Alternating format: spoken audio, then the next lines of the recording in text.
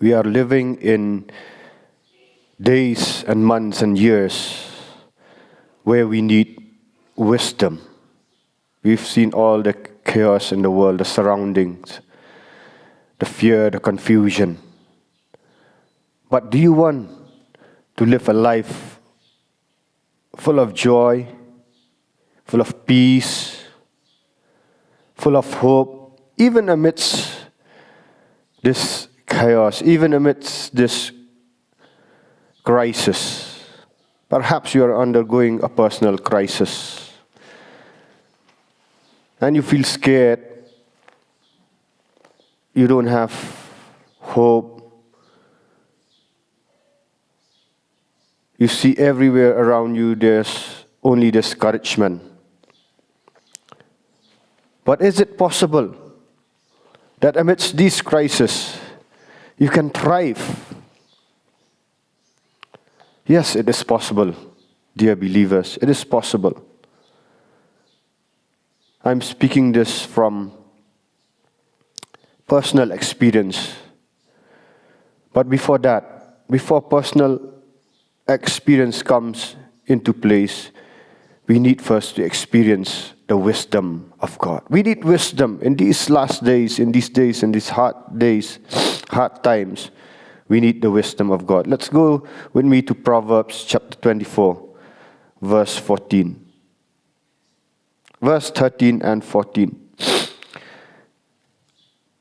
It says, "My child, eat honey, for it is good, and the honeycomb is sweet to the taste." Verse 14 it says, "In the same way, wisdom is sweet to your soul. If you find it, you will have a bright future, and your hopes will not be cut short." So have you found this wisdom? Do you have this wisdom with you? This is not speaking about worldly wisdom or worldly knowledge. They cannot go beyond the metaphysical. You know, we have the physical body and the soul. The wisdom of this world, the knowledge of this world, the technological know-how of this world cannot explain the metaphysical, the soul, what you are undergoing. Perhaps you have all the facilities, the wealth, everything you have in place, but in your soul you still have that longing, that emptiness. You cannot fix up relationships, broken relationships. You cannot fix up those, addictions in your life. And it's draining you. You will feel like swimming in an ocean of mud, of a puddle. An ocean of, you can see an ocean of anxiety, even amidst of you having all the necessities that you need. That's why you need the wisdom of God. So have you found this wisdom? Do you know what is this wisdom? Let's go with me to 1 Corinthians chapter 1, verse 24. What is this wisdom that we all need, that you need at this moment? Paul says in verse 24, 1 Corinthians chapter 1, verse 24, "But to those called by God to salvation, both Jews and Gentiles, Christ is the power of God and the wisdom of God." Christ is the power of God and the wisdom of God. So what is this wisdom? This wisdom is Christ himself. He is also the power of God. So what you need is Christ. Have you encountered Christ in your life? Do you have a personal relationship with Christ? Do you have this salvation? Have you experienced this? You need this wisdom which is from above. As I told you that this wisdom of the world, the technological know-how cannot solve your angst of the soul, the pangs of the soul, But if you have Christ in you, you will have this wisdom how to get out of this muddle. Even amidst this crisis, you will see that there will that there will be a change in your understanding, in your thought process, and your anxiety will begin to fall, and you will have strength in your soul. We have this power also. See, perhaps you feel powerless now. You feel powerless because of all the circumstances that you are undergoing. But when you encounter Christ, you encounter His wisdom, you encounter God. And Christ is the wisdom of God. And Christ is the power of God. You will experience the power of God. So what do you need to have this wisdom? You need to repent of your sins. You need to cast out all the anxieties to Jesus Christ. Perhaps you say you are going to church every Sunday, but year after year, 5 years, 6 years, 10 years, you still live with fear, anxiety, sleeplessness. You don't have any purpose. You don't walk in purpose also. But let me tell you, my dear brothers and sisters, I was once in that muddle. I was once in that slime, so to say. For years, for decades together, I was living in fear, anxiety, confusion, without any purpose, without any hope, even though I went to church. I did not experience Christ in a personal way. I did not experience His love, experience this wisdom, experience this power. But during the lockdown period, Christ met me in a very personal way.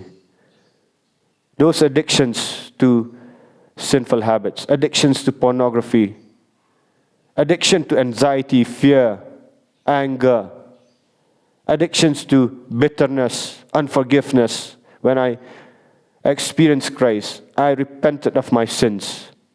I confessed to Him. The Holy Spirit came powerfully during that lockdown period. And one night I could experience that the Holy Spirit came so powerfully that in the morning when I woke up, I feel so light. I feel as if those burdens were really rolled away. And from that very morning, I could experience that there was a transformation in my life. Those bad habits, addictions, those pornographic addictions for decades just fell down. It was broken down by this power of God. Because Christ is the power of God. The Holy Spirit came so powerfully that the very evening, I began to have an urge to pray, an urge to read, to study the Word of God. And it took me one long full year that the Holy Spirit used to wake me up during the middle of the night, during 12 in the night, 1 in the night, sometimes 2 in the night. And He would wake me up and I would pray. I would sleep for very few hours, but I would feel the rest of God, the peace of God. I studied from Genesis to Revelation during that 1 year period. And it really transformed my life. And I could understand that I have really repented of my sins because those addictions broke. I was also healed of a chronic gastritis, which paralyzed my life for decades together. And God healed me from that severe sickness. And the holy power of the Holy Spirit would come so powerfully on me that I would speak in tongues after even reading a single Bible verse. That Bible verse would transform my thoughts. I was able to navigate the hardships of life. I was able to navigate anxiety, to come out all together from anxiety. I was having this joy, experience this joy, experience this wisdom of God, and experience the power of God. That I was able even to minister to others. I would lay hands on the sick, they would get healed. God gave also, since Christ is the power of God, He also gave me the power to cast out demons and to baptize people. Now I'm a bivocational minister of the Word of God, where I preach the Word of God, cast out demons, heal the sick, baptize people, and disciple people, and also teach them how to do the same thing. So if you really want, if you are in a muddle, or if you are in an ocean of anxiety, ocean of problems, you can change your situation by changing your thought patterns, by turning away from those situations to Jesus Christ. You will be swimming in an ocean of love. You will no longer swim in an ocean of anxiety, but you will be swimming in an ocean of love. I'm telling this by example. Even till today, for 6 long years, God will still wake me up in the middle of the night and swim in the ocean of love. Perhaps nobody loves you. Perhaps you are rejected. Your parents have rejected you. Society has rejected you. Your kith and kin has rejected you. But I want to say that God loves you with an everlasting love. When you experience this love of Jesus Christ, when you experience this wisdom of Jesus Christ, when you experience this power of Jesus Christ, people's opinions no longer matter to you. Even if people reject you, you won't feel any insecurity. Even if you walk alone, you will not be alone. You will experience the angels of God protecting you. You will find a new community, a community of brothers, not related by kith and kin alone, but by spiritual ties. They will be like your sisters, brothers, mother and father to you. You will experience this joy, this community of love like never before. Have you experienced this? Do you really really need Him badly? Go to God. Just pray a simple prayer. God, if you are real, come and touch me. You must pray this prayer from the heart, not just lip service. Because God is searching. No matter what your situation is, perhaps your sins are like crimson, as red as crimson. You feel guilty.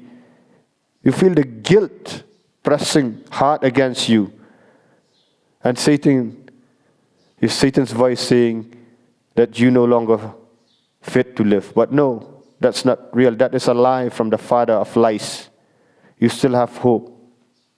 Jesus even met with the Samaritan woman who had 5 husbands, and the 6th one also was not her legal husband.